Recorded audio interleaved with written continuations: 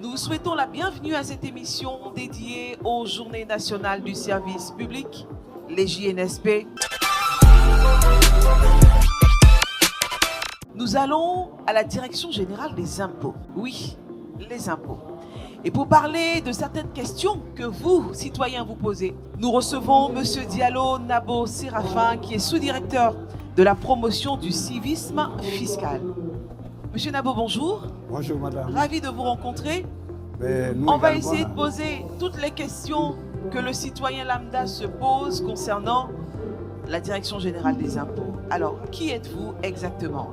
Permettez que je puisse, au nom de M. Ouattara Sy Abou, directeur général des impôts, vous adresser tous nos remerciements pour avoir bien voulu que la DGI soit présente à ces journées. Je suis Diallo Nabo Séraphin, sous-directeur en charge de la promotion du civisme fiscal à la direction de la communication, de la qualité et de la promotion du civisme fiscal.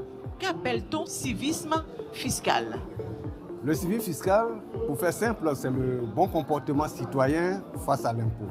C'est-à-dire l'attitude du citoyen qui respecte les lois fiscales de son pays. Celui qui déclare et paye volontairement, spontanément ses impôts. Alors, Monsieur Diallo, nous avons, sinon le citoyen lambda, la plupart des personnes ont peur des impôts, n'est-ce pas? Alors, pourquoi est-ce que cette crainte-là est dans le cœur des citoyens, selon les études ou peut-être votre observation? Mais je voudrais d'emblée dire que c'est pour faire tomber cette peur-là que la Direction générale des impôts organise toujours des rencontres de proximité pour être au contact des populations et leur parler du rôle et du bien fondé de l'impôt. Peut-être que la peur que nous avons de l'impôt peut s'expliquer par des raisons historiques. Vous savez qu'en remontant l'histoire au temps colonial, la perception de l'impôt était celle du colon. La répression. Voilà, et elle était liée à la répression. Donc cette mentalité, je dirais, est restée en nous, de sorte que quand on entend impôt, on voit tout de suite la période coloniale. Alors que l'impôt, ce n'est rien d'autre que notre contribution que nous faisons pour le développement d'un État. Et nous prenons généralement pour illustration les associations que nous avons. Je sais que vous et moi, nous appartenons à des associations de quartier, à des mutuelles de développement.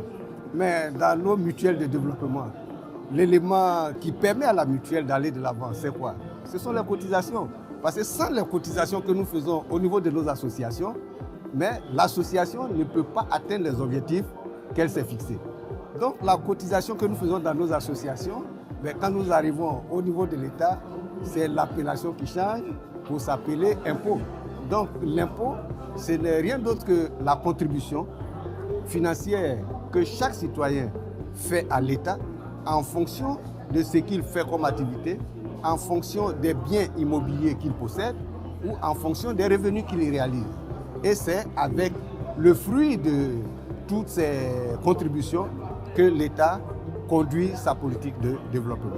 Alors, M. Diallo, certains ont peur aussi de l'impôt parce qu'ils se disent on va payer au-delà de ce qui devrait être.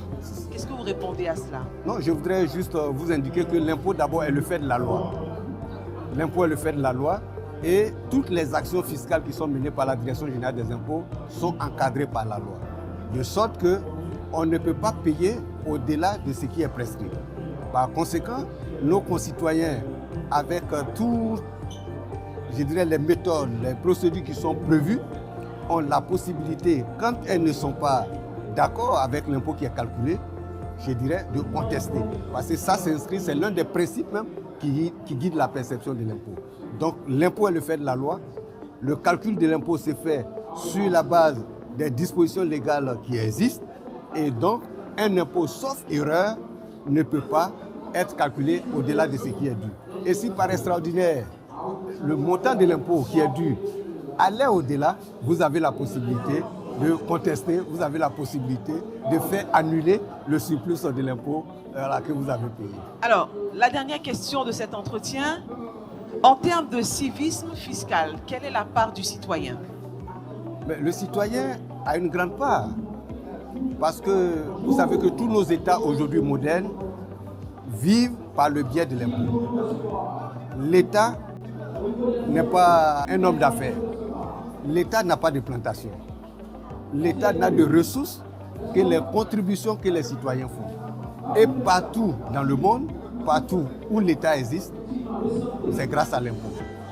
Par conséquent, lorsque nous développons cette bonne attitude vis-à-vis de l'impôt, nous contribuons à mettre à la disposition de nos États les moyens nécessaires pour que cet État-là puisse amorcer son développement.